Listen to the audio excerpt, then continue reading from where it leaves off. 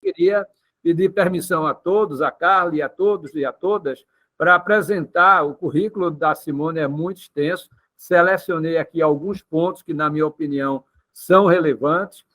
A Simone André, além de ser uma amiga do coração, né, isso é importante ser dito, né, ela é especialista em educação, mentora e consultora para políticas educacionais voltadas à educação integral, portanto, ao desenvolvimento pleno das pessoas, inovação curricular, desenvolvimento profissional docente e desenvolvimento socioemocional.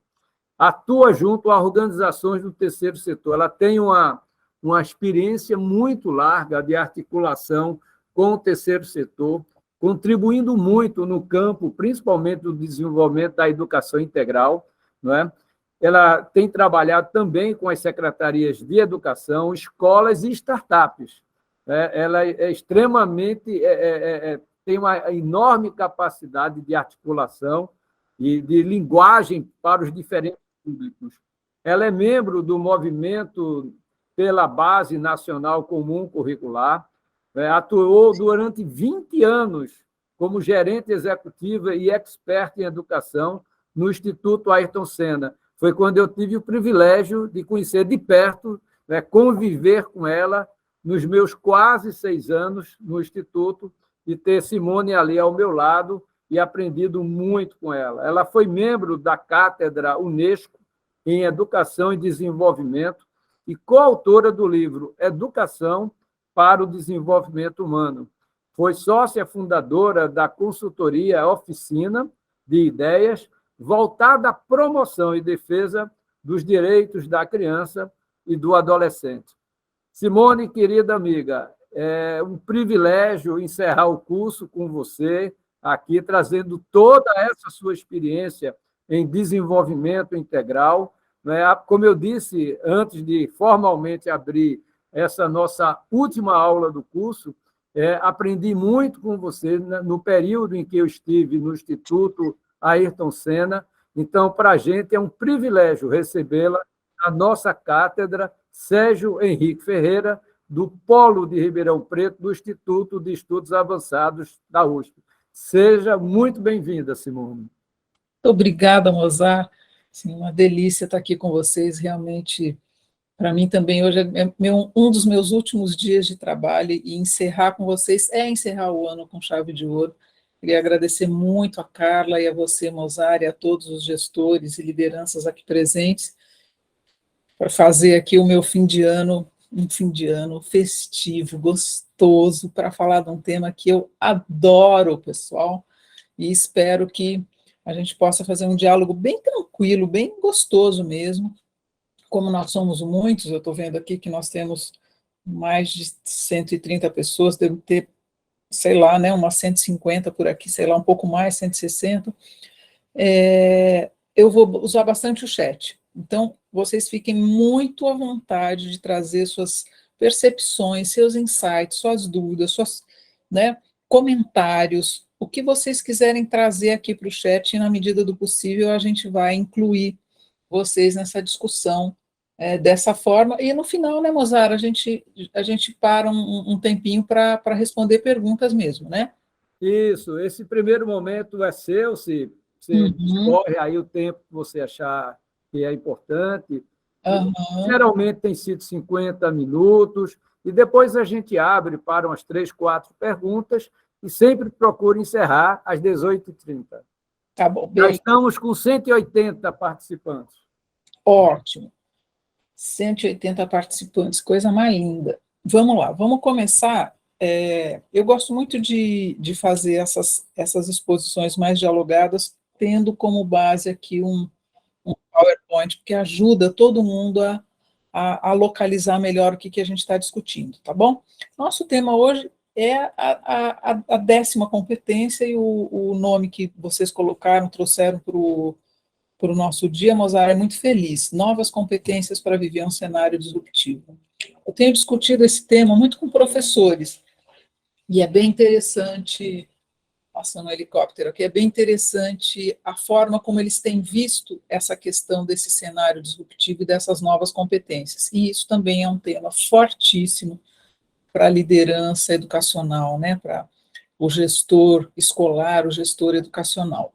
Vamos lá, vamos dar um passinho aqui, né? Vocês já me conheceram um pouco, Mozart já me trouxe aqui, né, essa coisa de ser especialista em educação. Eu tenho falado assim, é praticamente impossível, né, Mozart, ser especialista em educação.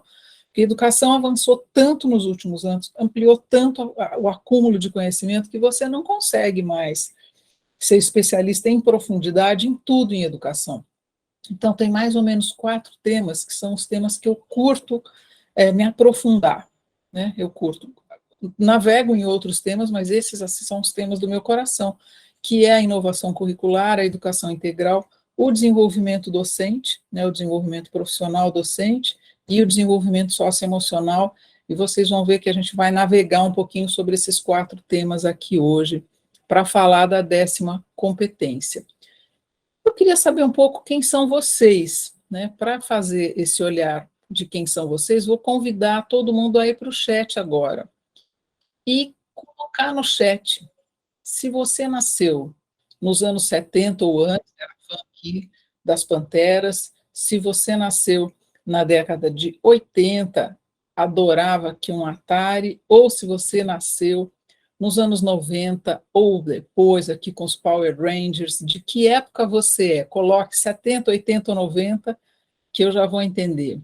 80, 60, 70, 65, 80, 80, 80, 80, 87, 80, 80, 70, 70, 90, ó, 80, 70, 70, 80, 80, 90, 90, 90, legal, já está dando para ter aqui uma breve visão de onde nós nos localizamos, muita gente da década de 70, muita gente da década de 80, e claro, né, assim como eu, tem pessoas da década de 60, e estamos aqui conosco, né? Mas assim, 70 e 80 está ganhando, galera. 90 tem um pouquinho também, final de 70, a Gilda é de 70, a Elenilda de 70, a Solange de 60, deu para ter uma visão aqui, né? Por que eu estou perguntando isso para vocês? Tem tudo a ver com o nosso tema hoje. Porque todos nós que estamos nessa sala hoje, esses 180 ou mais pessoas aqui, né, que agora já deve ter quase 200 pessoas, ou mais de 200 pessoas, todos nós nascemos no século XX. A maioria de nós cursou o ensino médio, ou a faculdade, ou até nasceu, né, mas a maioria de nós estava mais ou menos nesse período aí, no final da Guerra Fria, que é ali depois dos anos 80, 90, né? Depois de 90, a gente está aqui na Guerra Fria. A gente já viveu isso. Por que eu estou falando da Guerra Fria? Porque na Guerra Fria teve uma mudança grande em relação à concepção do século XX. Muitos de nós se tornou professor, entrou na docência na virada do século, né, nos primeiros anos, ou na primeira década dos anos 2000. E todos nós vivemos uma pandemia como educadores, né? Esses são os pontos que nos unem aqui nessa sala, e são pontos importantes da experiência que nós temos sobre esse tal de mundo ou de cenário disruptivo. A gente vai tornar essa afirmação que eu trouxe um pouco melhor, né?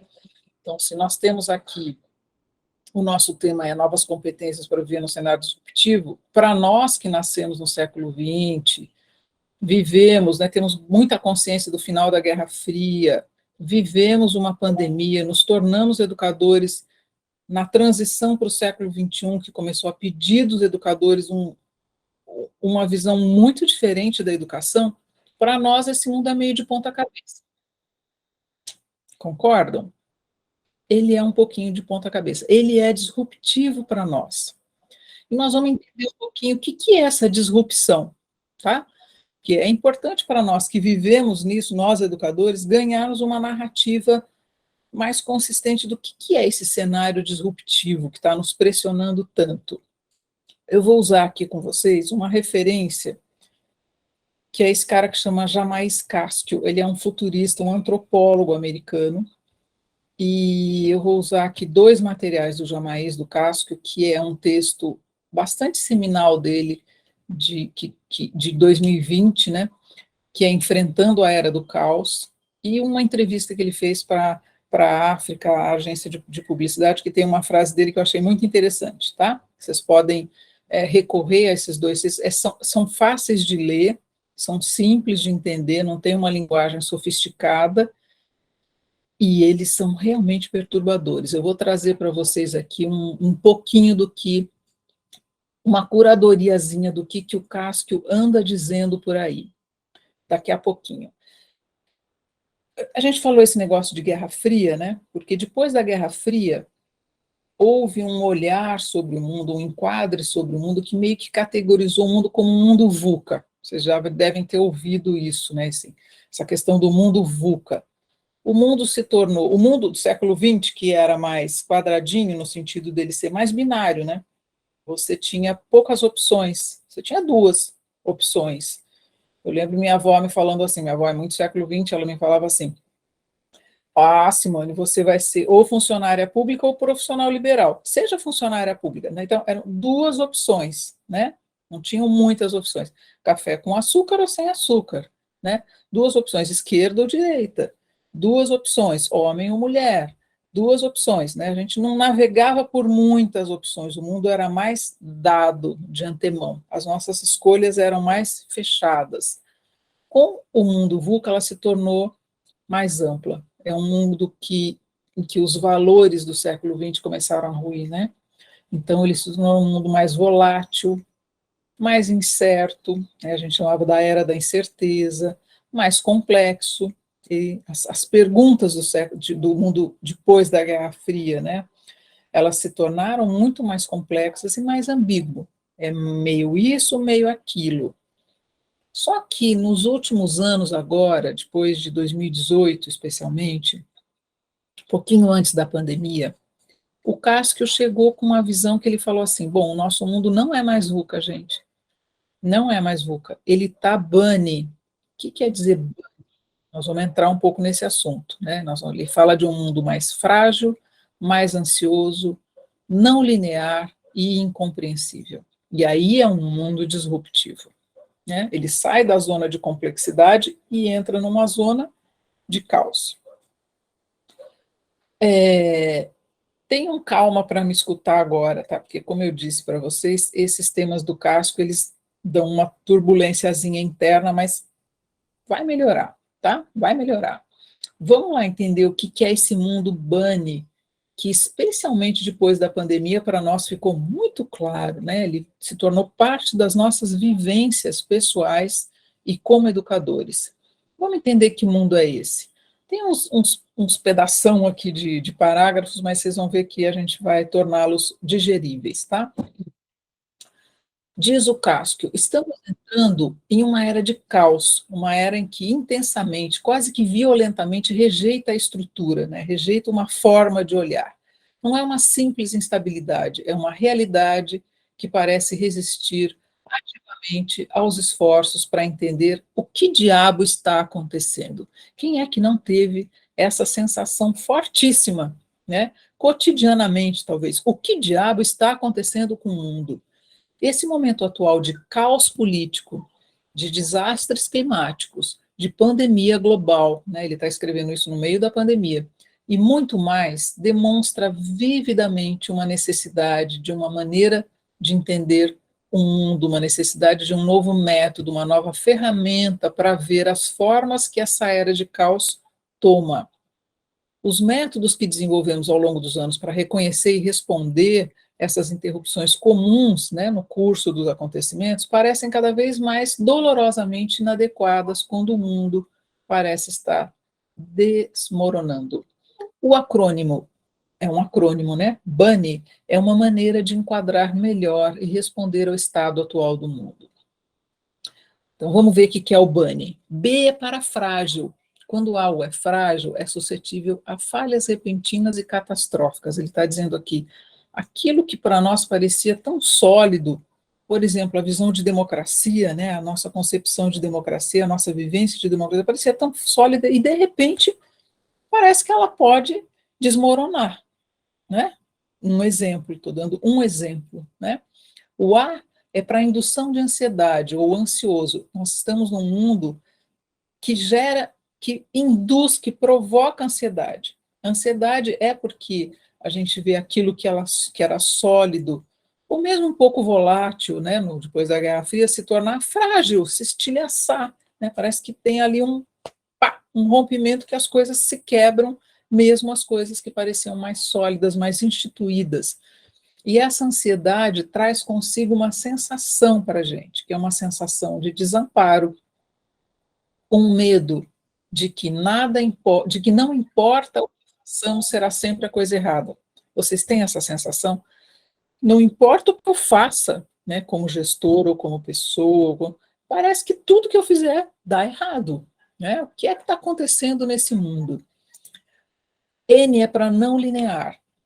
Em um mundo não linear, os resultados das ações que a gente toma ou que a gente não toma pode acabar ficando totalmente desequilibradas. Pequenas decisões acabam com consequências enormes, sejam elas boas ou ruins. Né? Então, ele é não linear, então a gente não consegue mais pensar assim, porque eu fiz isso, a consequência vai ser essa. Não, eu posso fazer isso e a consequência ser totalmente não prevista e, às vezes, incompreensíveis. Então, o I do Bunny é de incompreensível. Nós estamos num mundo com uma forte camada de incompreensibilidade. Nós estamos testemunhando os eventos e decisões que parecem ilógicas ou sem sentido, seja porque as origens do que acontece são muito antigas ou muito indescritíveis ou simplesmente muito absurdas, e a gente se pergunta, por que eles fizeram isso? Como é que isso aconteceu? A gente tenta encontrar resposta, mas a resposta não faz sentido.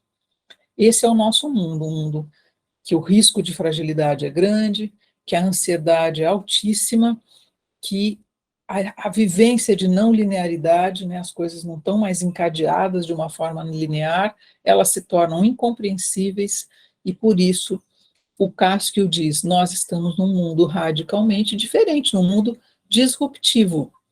E aí ele fala assim, uma parcela considerável dos futuristas que trabalham no campo de imaginar o futuro, tarará, tarará, lutam com uma dificuldade em ver o mundo algo que não seja apocalíptico. Mas não é porque queremos assim, é porque outros enquadramentos não parecem verdadeiros, parecem inadequados ou falsos.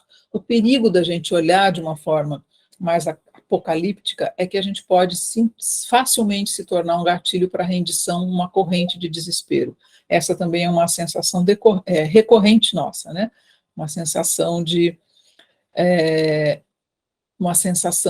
que nós estamos rendidos ao caos, né?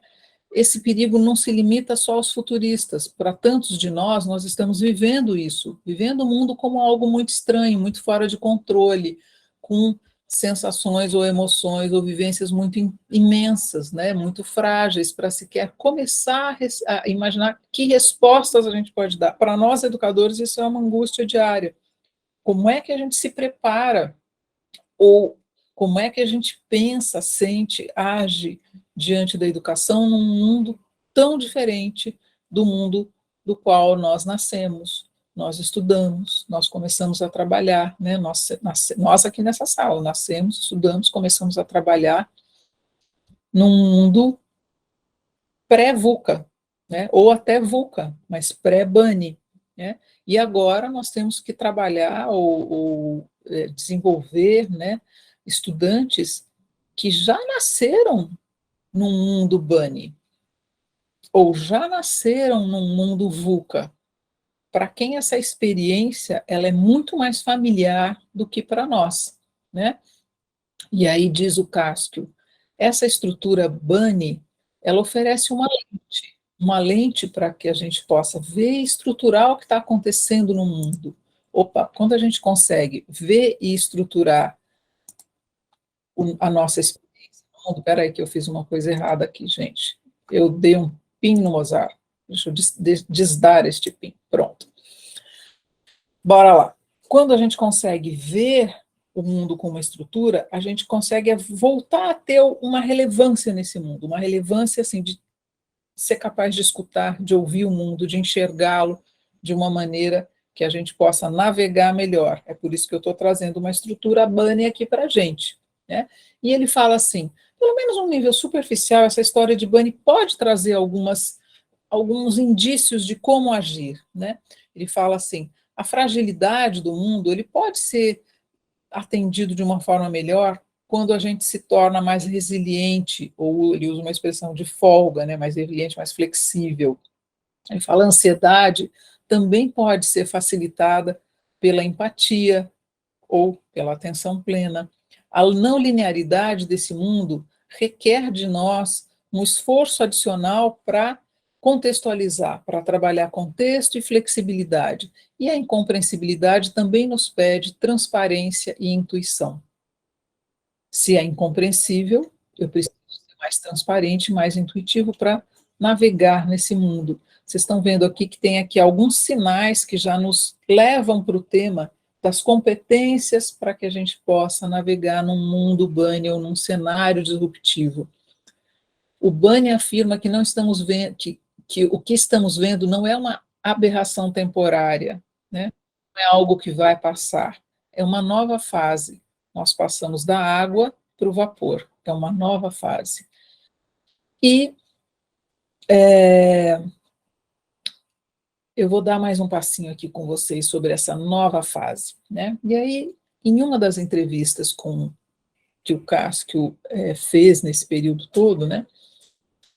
Ele é perguntado sobre quando você olha para esse mundo que, com esse enquadre que nos leva tão facilmente a uma postura de desesperança, o que é que te dá esperança? O que te traz esperança?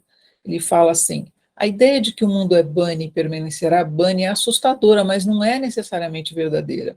Nós estamos em um ambiente Bunny agora, num ambiente de caos agora, mas nós temos a oportunidade de mudar isso. Para mudar isso exige um esforço muito intencional nosso, especialmente nós educadores. Leva tempo, leva esforço e leva disponibilidade. E leva uma postura de colocar as necessidades futuras à frente dos lucros ou dos ganhos mais imediatos. E o que te dá esperança? A pergunta volta. Ele diz, os jovens, certamente. Os jovens, os nossos estudantes, né? Eles nasceram em um mundo conectado, cresceram em um mundo cercado por tecnologia e comunicação. Quem cresceu num mundo assim sempre reconhecerá que tem um impacto no planeta, que a sua ação gera um impacto no planeta. Isso que para nós é de ponta cabeça, para eles está no lugar certo. Quem cresceu num mundo assim reconhece a diversidade de origens, a diversidade de ideias, a diversidade de experiências de vida e vê isso como um valor e não como uma ameaça. Para os nossos estudantes, o mundo Bunny traz aspectos de valor e não de ameaça, né? Eles não se sentem tão desconfortáveis numa zona de desconforto como nós nos sentimos desconfortáveis nessa zona de desconforto. Então, se você quer fazer do mundo um lugar melhor, diz o Cássio, essa é uma tarefa, fazer um mundo melhor é uma tarefa na qual eles, os mais jovens, os nossos estudantes nos conduzirão. Olha a mudança de perspectiva, né? Um dos educadores com quem discutindo esse texto, ele dizia assim, nossa, mas nós fomos acostumados a pensar que nós conduzimos os estudantes, e agora, então, são os estudantes que nos conduzem? Sim, né? Entendendo com os estudantes que mundo é esse que nós conseguiremos voltar, ou talvez começar a nos tornar relevantes para eles, relevantes como escola, relevantes como educadores, relevantes como adultos significativos. E diz o Cássio, ele realmente acredita que as pessoas dessa geração têm a capacidade e a vontade de ser a geração que mudou tudo. Fiquem muito à vontade, como disse o João Henrique, para trazer suas perguntas sobre esse aspecto que a gente trouxe aqui, de que mundo é esse? O que é um cenário disruptivo? Um cenário disruptivo é um cenário Bunny, né? As suas questões tragam aqui no chat, podem trazer no momento que vocês acharem mais interessante para vocês, mas não guardem para si as suas pequenas sementes de insight. Elas podem nos ajudar a conduzir a nossa discussão também por caminhos que não eram tão esperados assim. E isso é bom. Vamos lá, tá? Vamos para frente. Que competências são essas, então, para viver nesse cenário tão disruptivo, nesse mundo tão caótico? Vamos lá. A competência 10 trata exatamente disso, né? Da BNC, das competências do diretor escolar. Olha o que diz a competência 10. Vamos ler aqui para vocês. Agir e incentivar, pessoal e coletivamente, com autonomia, responsabilidade, flexibilidade, resiliência, a abertura a diferentes opiniões e concepções pedagógicas, tomando decisões com base em princípios éticos, democráticos, inclusivos, sustentáveis e solidários, todos eles refletidos no ambiente de aprendizagem. O que quer dizer essa competência, né? Ela é gordinha, ela é grande. Vamos fatiar uma forma bacana da gente lidar com a ansiedade diante de problemas muito complexos ou caóticos, é fatiar. Vamos fatiar, vamos fazer um raio-x. O que é que esse gestor faz, que habilidades ele mobiliza, para o que ele faz, como faz e onde faz? A competência responde tudo isso. Ó. O que esse gestor faz? Ele age e incentiva pessoal e coletivamente. Só da gente falar age e incentiva, nós estamos vendo aqui duas concepções em relação ao gestor escolar ou educacional ou a qualquer gestor. Uma concepção mais século XX, eu vou chamar assim, vai? Ou mais de transição do século XX para o XXI, que está mais relacionado a agir, a fazer coisas, a fazer a gestão, a planejar, né? A estruturar a escola, a garantir que a escola tenha um bom fluxo ali de processos, bons resultados, e um líder que incentiva. Então, ó, ela põe duas características aqui do gestor: agir e incentivar. Para você incentivar, não basta você ser chefe, concorda? Não basta, estimula a criatividade, né? Isso aí. Legal, Sônia. Tem tudo a ver desse negócio de estimular a criatividade, esse negócio de incentivar. Olha só, incentivar, a gente não consegue incentivar, motivar o outro só porque a gente quer, só porque a gente tem uma posição hierárquica, só porque a gente é um diretor, só porque a gente é um gestor. Para incentivar, a gente tem que dialogar com aquilo que no outro abre portas para que ele seja influenciado e para que ele nos influencie. Essa é uma postura de liderança. Então, essa competência ela já traz aqui. O gestor é um líder. E quando você fala de um líder, o foco da liderança aqui na gestão educacional, esse foco é um líder para mudanças. Não é um líder para manter as coisas como estão. Para manter as coisas como estão, a gente exerce muito pouco da liderança. Para a mudança, a gente precisa de liderança, né? Porque a gente precisa incentivar pessoal e coletivamente. Pessoal para nós e para um coletivo de pessoas. A gente trabalha para um coletivo, não trabalha só para quem está em cima da gente, né? A gente trabalha para um coletivo de pessoas. Então, é uma visão da gestão escolar, ou, né, que é uma visão muito mais focada na liderança. E isso é muito importante, porque é uma concepção muito mais recente, contemporânea, disruptiva até, fazer a gestão. Agora, que habilidades a competência pede para essa liderança mobilizar? Pede para mobilizar autonomia, né, ou seja, a capacidade de fazer escolhas. A autonomia é a nossa capacidade de fazer escolhas, escolhas com base em quem nós somos e num projeto de futuro, né? E esse projeto, no nosso caso aqui, ele é coletivo, ele não é só pessoal, né? Responsabilidade, ou seja, uma previsibilidade de resposta, ser responsável, ser confiável, ser, né, saber planejar, projetar as coisas de uma forma responsável, flexível. Olha lá o mundo Bunny aqui.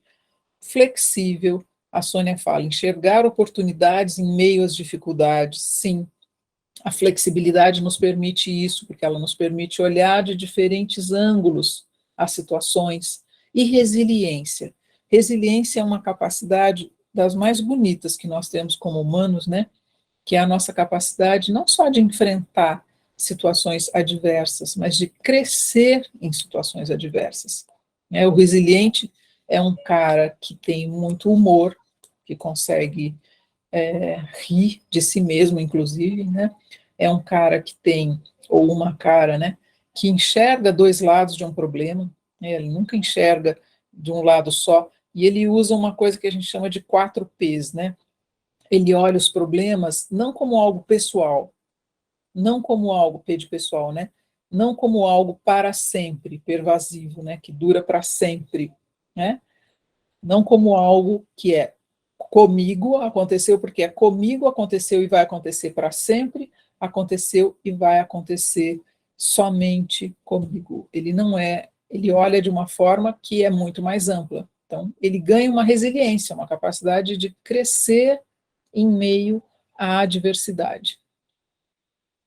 Para o que ele está usando essas competências e essa capacidade de liderança, de agir para incentivar pessoal coletivamente, né, liderança? Para que ele está fazendo isso? Para gerar abertura pedagógica. E ele precisa de abertura pedagógica para quê? Para a mudança que nós precisamos hoje, desse cenário de disrupção na educação. Como é que ele faz essa construção de abertura com autonomia, responsabilidade, flexibilidade, resiliência? Ele toma decisões com base em princípios, aqueles princípios que a gente falou, da ética, da solidariedade, da inclusão, para gerar efeitos onde? Na escola, no ambiente de aprendizagem, na sala de aula, né? Ele não faz isso só para ficar mais sabido, ou mais interessante, ou mais líder. Ele faz isso para gerar uma mudança na aprendizagem. Então, ele é um líder centrado na aprendizagem. E o líder centrado na aprendizagem é um cara que move muitos pratinhos, né? Pelo menos 5 pratinhos ele move para gerar aprendizagem. Ele tem que gerar uma visão, um propósito muito forte, né? Um pratinho que é o propósito, a visão, o foco na aprendizagem. O segundo pratinho que ele tem que girar como liderança, né? Para ser uma liderança centrada na aprendizagem, é um pratinho de desenvolvimento de pessoas, de desenvolvimento profissional, né? Então, o líder é um cara muito preocupado com o desenvolvimento da sua equipe, né? E para isso tem uma série de ações que a gente precisa fazer, que não é só formação, não é só oferecer formação, é estimular a colaboração, é estimular que diferentes lideranças pedagógicas surjam na escola, né? Então, ele não é detentor dessa posição de liderança pedagógica, ele distribui, ele é uma liderança que distribui o poder, distribui a visão pedagógica, distribui a capacidade de tomar decisão entre todos na escola, né? Então ele busca as expertises que ele precisa aonde essa expertise estiver na escola, né? Um terceiro campo que ele vai mover é um campo também, obviamente, é um campo de mobilizar recursos pedagógicos, recursos financeiros, ele vai mobilizar também um campo de gestão mais dura, né? A gestão mais no senso mais que a gente usava no comecinho da história aqui, que é uma gestão mais de planejamento, de uma capacidade de buscar resultados, ele vai mobilizar tudo isso. Mas essas características de liderança centrada em aprendizagem, que estão por trás desse raio-x da competência 10, ela nos leva a um lugar, a uma posição como líderes, como gestores, muito interessante nesse mundo disruptivo. Vamos enxergar isso juntos, vamos dar mais um passinho aqui, entrando mais na questão do que é uma competência, né? Era uma competência, os gestores estão aqui chamados, convidados a construir competência. Então, vamos lá. Nas últimas décadas, e aqui eu estou citando uma entrevista de uma série que eu fiz com a Nova Escola, né, com a revista Nova Escola, que é muito legal, depois eu dou a fonte para vocês. Nas últimas décadas, a educação, a escola, vem sendo pressionadas por um mundo mais caótico, incompreensível e até mesmo assustador, né? A gente sabe disso na pele. A formação das crianças, dos jovens, não passa mais pelo conteudismo, tá aqui, ó, lembram que a gente falou de abertura para mudanças, então pedagógicas, não passa mais pelo conteudismo, ou seja, por pensar um currículo como conhecimentos transmitidos, memorizados, que respondendo a desafios e a cenários que a gente já conhece. Não é mais isso que a gente espera da formação, né? encontrar um lugar nesse mundo que a gente está hoje, esse mundo disruptivo, exige outro tipo de navegação, que envolve autoconhecimento, diálogo profundo com as suas emoções, propósito, projeto de vida, colaboração, empatia, cooperação, responsabilidade pessoal e coletiva. Eu estou um pouco aqui também citando as 10 competências gerais, né, da BNCC, que os estudantes precisam desenvolver. Para os estudantes desenvolverem, os professores precisam desenvolver. Para os professores desenvolverem, os gestores precisam desenvolver. Por isso que eu estou aqui cutucando vocês para a gente pensar uma liderança diferente, né? A gestão como liderança, uma liderança para mudança, como a competência 10 nos chama a fazer, né? Uma liderança centrada na mudança necessária para a aprendizagem, né? E essa mudança na aprendizagem passa pela construção dessas competências, além daquelas que eu já falei, o foco, a determinação na busca de objetivos, a capacidade de resolver problemas, a criatividade, como alguém aqui já trouxe, né? A Gladys está falando, incentivar nos colaboradores, assim como em toda a comunidade escolar, o sentimento de pertencimento. Gladys, tu matou a pau agora, e nós vamos falar disso daqui a pouco. Segura essa onda que a gente vai falar daqui a um minutinho. Muita capacidade de escolha, além da criatividade, muita abertura a diferenças, a novos desafios, a incertezas. E todas essas dimensões que a gente acabou de falar, elas são fortemente o quê? Socioemocionais. Essa palavrinha que vem circulando, né, vamos dizer assim, tanto nos modismos em educação, quanto nas questões sérias, quando a gente trata seriamente o que é uma aprendizagem profunda, a gente não consegue fazer isso sem falar sobre essa dimensão socioemocional. Por quê? Educar por competências, ou liderar por meio de competências, que é o que nós estamos sendo solicitados aqui na competência 10, começa por compreender a dimensão socioemocional da aprendizagem. A dimensão socioemocional do nosso trabalho como gestores, como lideranças. E a Gladys trouxe aqui um aspecto socioemocional do nosso trabalho importantíssimo, que é o sentimento de pertencimento. Como é que a gente gera isso, né? Isso é uma chave de ouro, Gladys. Feliz de você ter trazido.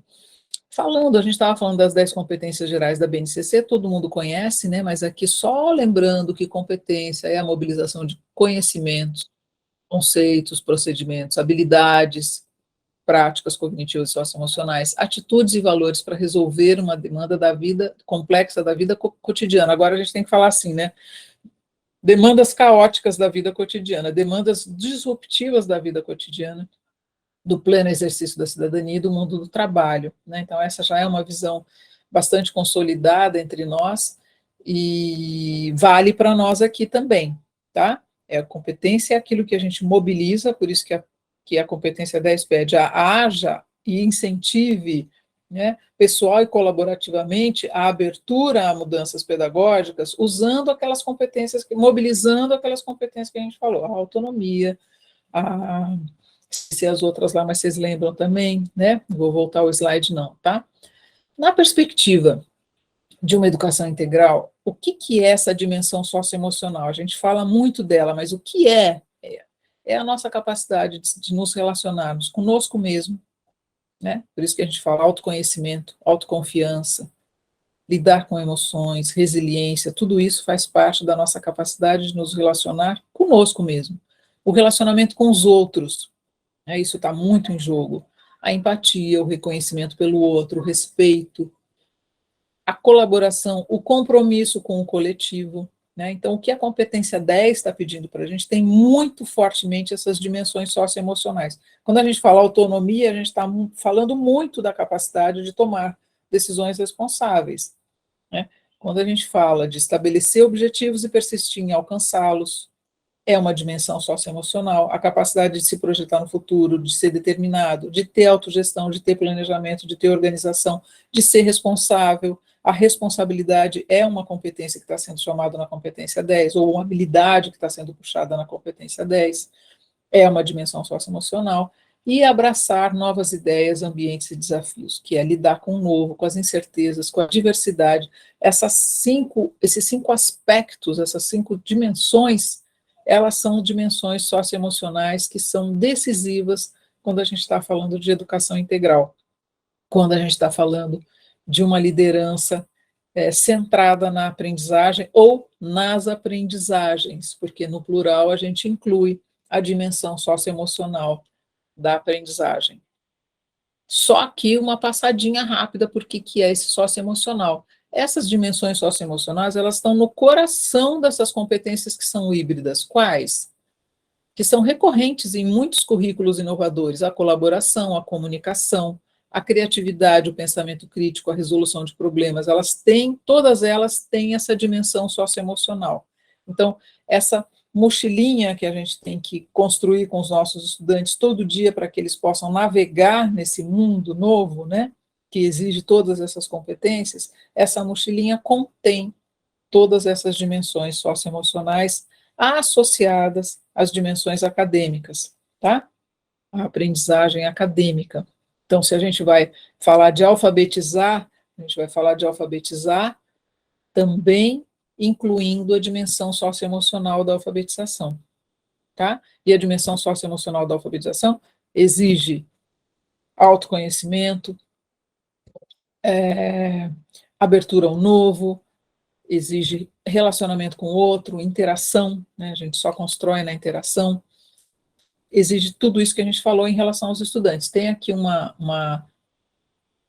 um comentário da Maria do Carmo muito legal. Aprimorar a habilidade de escuta e dar voz e vez para todos, gerir as dimensões envolve o universo da escola. Para todos que gerirem essas dimensões que envolvem o universo da escola. É isso mesmo. Escuta e dar voz e vez, né, que é participação, né? Escuta e participação, né, Maria do Carmo, são partes essenciais do trabalho dessa liderança que nós estamos chamando aqui na competência 10. Não tenha dúvida disso. Vou dar um exemplo bem concreto disso. Às vezes concreto é um pouquinho dolorido, tá? Que hoje a gente está se permitindo a sentir um pouquinho de dor. Neurene, uma das grandes fragilidades nas escolas é a ingestão da sala de aula. Isso acontece na maioria das vezes porque os professores são apenas conteudistas e não usam a criatividade para envolver os estudantes. Sim, é verdade, os professores estão sendo chamados, assim como nós, gestores, eles estão sendo chamados a fazer essa transição, né, do lugar onde eles nasceram, cresceram, estudaram, começaram a trabalhar, né, para um lugar que pede posturas muito diferentes. Então, eles fazem um pouquinho, voltam para trás, fazem um pouquinho, voltam para trás, né, e voltam para trás para onde? Para o conteudismo, para essa forma mais transmissiva de trabalhar, né, e começam também a experimentar formas mais ativas, metodologias mais ativas, mas às vezes se embananam com isso. Então, o papel do gestor nessa mudança é de liderança, é fazer a gestão de mudança do conteudismo para aprendizagem por competências, ou seja, o ensino por competências, a formação por competências. Não é um movimento simples de fazer, por isso que nós temos aqui todo esse grupo pensando isso juntos, né? Por isso que nós temos novas competências para o gestor escolar, por isso que nós valorizamos esse papel imensamente, porque esse é o cara, né? Vocês são os caras que vão fazer a gestão dessa mudança. A Eni falando, o estudante não pode ser visto como problema, mas colaboradores na solução dos problemas, exatamente. Fazer essa mudança aí, né, de olhar o estudante como alguém que vai receber, para alguém que vai liderar, inclusive às vezes liderar o diretor da escola, não é simples. Não é simples. Ela requer essa postura de liderança, que se chama de liderança distribuída, né? É a liderança que distribui o poder. É uma concepção bem recente de liderança, que distribui o poder, distribui a capacidade de tomar decisões, não só com os professores, também com os estudantes, também com as famílias, né? Então, é a liderança distribuída. Você vê que fazer liderança distribuída envolve escuta, gerar pertencimento, como vocês estão falando, e são dimensões socioemocionais. Então, o gestor também é um cara que tem que se apropriar de como é que, não só de quais são as suas competências, mas como é que ele constrói competências com a sua equipe, né? E as evidências são muito claras. Quando você trabalha com competências socioemocionais, com a dimensão socioemocional da aprendizagem, a aprendizagem na escola é impulsionada e na vida também. Tem décadas de pesquisa mostrando isso, né, que o desenvolvimento socioemocional ele é decisivo não só para enfrentar desafios do mundo contemporâneo, dos seus projetos de vida, mas também de contribuir com a coletividade. Cada ano tem uma descoberta nova do benefício do desenvolvimento socioemocional. Por isso que ele se tornou parte tão forte, né, tão central do que a gente chama de educação integral. O que não é claro, como vocês estão falando aqui, não é claro o que fazer, né? Nem para os gestores, nem para os professores, o que fazer para desenvolver essas competências, né? Então, vamos olhar muito rapidamente esse o que fazer. Patrícia, você que está dizendo que dentro do processo de aprendizagem o aluno pode ser visto, primeiro de tudo, como ser humano, com problemas sociais, emocionais, financeiros, entre outros, sim, né? Socioemocional desse ponto de vista e também socioemocional do ponto de vista do potencial desse cara, da sua capacidade de criar, de colaborar, né, de participar, de pertencer, né, tudo isso é a dimensão também positiva, vamos chamar assim, né, potencial, o potencial que é a dimensão socioemocional dos nossos estudantes. Deixa eu ver se eu vou falar disso. Não vou falar, vou pular um pouquinho e vou aqui, tá? Olha só, vocês estão falando, a gente está falando de gestão de mudança, né? Então vamos lá. Ó, o Raimundo está na vibe, ele está na vibe. A gestão da escola requer uma liderança onde sejam valorizados tanto os professores quanto a comunidade escolar, pois a educação é uma tarefa conjunta da escola e da família. E essa fala da professora Simone está sendo bem esclarecedora, eu estou amando e eu estou agradecendo você como sendo a professora Simone. Karen, já leio já o que você escreveu aqui, ó. Vamos entrar rapidinho num assunto aqui que eu acho muito importante para nós. O trabalho com competências socioemocionais precisa começar primeiro, trabalhar a dimensão socioemocional da aprendizagem com os estudantes precisa começar com o desenvolvimento dos professores, não é isso que a gente estava falando? Que é isso o que está na mão de vocês, né? Uma das dimensões da gestão, da liderança escolar, fazer o desenvolvimento das pessoas, né? Dos seus colaboradores ali na escola, né? Dos caras que são seus parceiros. As pesquisas todas na área educacional vêm demonstrando que são os professores o componente escolar mais importante para promover a aprendizagem. Essa é uma consciência recente, surpreendentemente recente, para o Brasil mais recente ainda. Isso ainda nem está consolidado para o Brasil, que o professor é o cara mais importante para promover a aprendizagem. O segundo cara mais importante, vocês sabem quem é, são vocês, são os gestores, né? Mas eles são importantes porque os gestores, vocês, na medida em que eles desenvolvem os professores, tá? Preparar professores para que desenvolvam e avaliem integralmente os estudantes, incluindo as competências socioemocionais, pode e deve ser visto como formação em serviço na escola. É parte da formação em serviço na escola. É um grande aliado o trabalho socioemocional para os gestores cuidarem da saúde mental dos professores, fortalecerem competências essenciais para que esses professores trabalhem intencionalmente na formação integral dos estudantes. E para enfrentar esse cenário, os gestores escolares podem lançar mão de estratégias leves, acolhedoras e potentes para dar suporte aos professores, para que eles possam apoiar os estudantes. Eu quero mostrar para vocês aqui uma estratégia leve. Isso aí, Gladys, valorizar o professor é uma das pessoas fundamentais para esse processo, uma das peças. Mais que uma peça. Ele é mais que uma peça. Ele é tudo. Estou exagerando? Um pouquinho. Um pouquinho eu estou exagerando, mas é verdade, tá? Vou mostrar aqui para vocês. É uma provocação que eu estou fazendo para vocês. É uma estratégia muito leve. Mas olha como ela mexe com a gente. Presta atenção agora nessa estratégia. Uma inspiração para que gestores promovam espaços em que os professores se reconectem, processem suas experiências com os estudantes no pós-pandemia, compartilhem e colaborem entre si.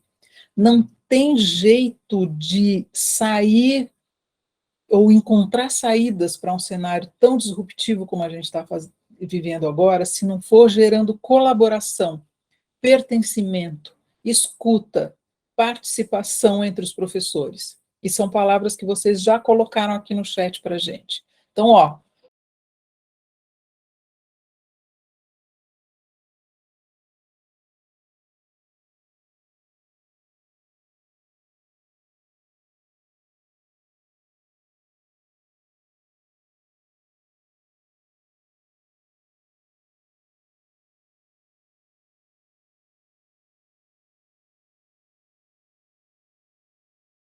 reúnam, se reconectem, processem experiências, compartilhem e colaborem entre si, não é trivial. É interessante que vocês, gestores, conversem entre si, sem julgamento, sem preconceito, sobre como é que vocês estão percebendo a disposição dos professores para recompor aprendizagens, por exemplo, que é um tema que está lá no cotidiano de vocês. Como vocês estão vendo esses professores? Antes de fazer o convite para eles. Mas como vocês estão vendo, sem preconceito, sem julgamento. Depois, seria legal escutar os professores, alguns deles, pelo menos, como eles estão percebendo a si mesmo e aos colegas diante da recomposição de aprendizagens. Depois, chamar os professores para os encontros, para fazerem encontros com vocês, com motivação, né, vocês mostrando a sua motivação e expondo um desejo autêntico de reuni-los para conversar sobre esse momento. Vocês usam, Simone está dizendo, minha xará, que aproveita muito o conselho de classe para abrir o coração e trocar experiências, um momento de escuta. Beleza, o conselho de classe é ótimo para isso. Aqui a proposta de vocês fazerem um momento ainda mais informal que o conselho de classe. Um momento ainda mais fora da caixinha. É um convite para conversar, para tomar café juntos. No primeiro encontro, vale agradecer a presença de cada um, explicando o quanto é importante que os professores se sintam seguros e abertos para participar de trocas. Gente, não é simples construir um ambiente seguro e aberto para troca, né? Convidar os professores a refletir sobre como suas experiências nesse período podem revelar as forças ou as fragilidades que estavam encobertas em si nos estudantes. É fácil? Não é fácil. Celebrar as experiências que contribuíram com a recomposição de aprendizagens. Olha que vocês não estão fazendo aqui nada de muito complexo, mas é muito sofisticado. Agradecer a presença, explicar a importância de estar todo mundo num ambiente seguro, aberto para participar de trocas, refletir, expor as suas experiências, o que é que eles perceberam que podem revelar forças ou fragilidades que estavam encobertas ali, celebrar aquilo que contribuiu com a recomposição de aprendizagens. Ninguém está pedindo para dar resposta nenhuma, né? Vocês estão reunindo os professores, aqui é a provocação, tá? Vocês estão reunindo os professores, escutando esses professores, promovendo um espaço em que eles falam, trocam, se escutem sem preconceito, sem julgamento. Nos próximos encontros, seguir praticando a escuta ativa dos professores em relação às suas experiências na recomposição ou em outro tema que esteja em jogo na escola, propor gradativamente que os professores identifiquem desafios e oportunidades comuns e busquem colaborar nas soluções, convidar os professores a refletir sobre como é que eles podem levar aquilo que eles estão vivenciando para o trabalho com os estudantes. Uma estratégia muito básica, muito simples e muito sofisticada, que ela está baseada só na escuta e na construção de pertencimento e colaboração. Ok, vamos então conversar um pouquinho sobre isso? Já são 18h06, vamos conversar sobre tudo isso que a gente... É a roda de conversa, Gladys? É, mas é uma roda de conversa despretensiosa. A chave dessa roda de conversa é a leveza. Trocar experiências bem-sucedidas, Deolinda, sim, as mal-sucedidas também. Sem que a gente fique com medo de se tornar vulnerável, até de chorar um pouquinho, se for o caso, ou de pegar um lencinho para quem está chorando, escutar sem dar resposta, criar um espaço em que as pessoas possam trocar não só o seu sucesso, o seu erro também, sem medo de ser feliz, tá? E sem medo de ser triste. Marcar um chopp, pode ser com chopp? Pode ser com chopp. Antônio, pode ser. Pode ser café, pode ser chopp. Né? Um espaço em que os professores se sintam confortáveis com vocês e entre si. E por incrível que pareça, essa é a coisa mais difícil da gente que é gestor de construir. Um espaço em que os nossos colaboradores se sintam verdadeiramente confortáveis diante de nós, sem certo e errado, e possam se expor verdadeiramente, e que nós possamos escutar aquilo sem achar que estão nos atacando, sem achar que é uma coisa pessoal, que é para o resto da vida, que é uma coisa que diz respeito a mim.